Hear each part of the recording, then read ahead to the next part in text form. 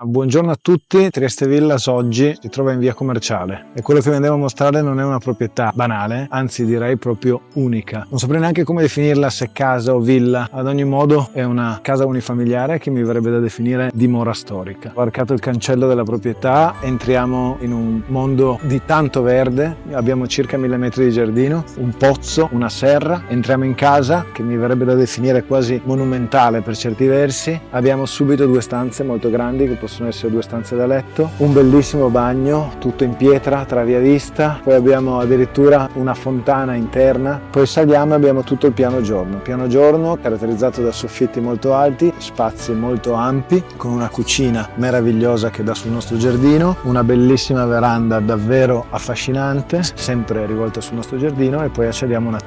terrazza molto ampia, vivibile, comunicante con il salotto, da cui godiamo di una vista strepitosa sul mare e sulla città. Saliamo ancora di un piano, abbiamo il piano padronale, una mansarda meravigliosa con un fascino incredibile, dove in un grande open space prende posto la camera padronale, un bagno padronale di dimensioni grandi, quindi sia con vasca che con doccia, e da ogni finestra lo spettacolo di vista sulla città di Trieste e sul mare è davvero straordinario. Che dire, una proprietà per appassionati, è una proprietà particolare, una proprietà con un fascino unico. Trieste Villas, ci vediamo al prossimo immobile, grazie, ciao.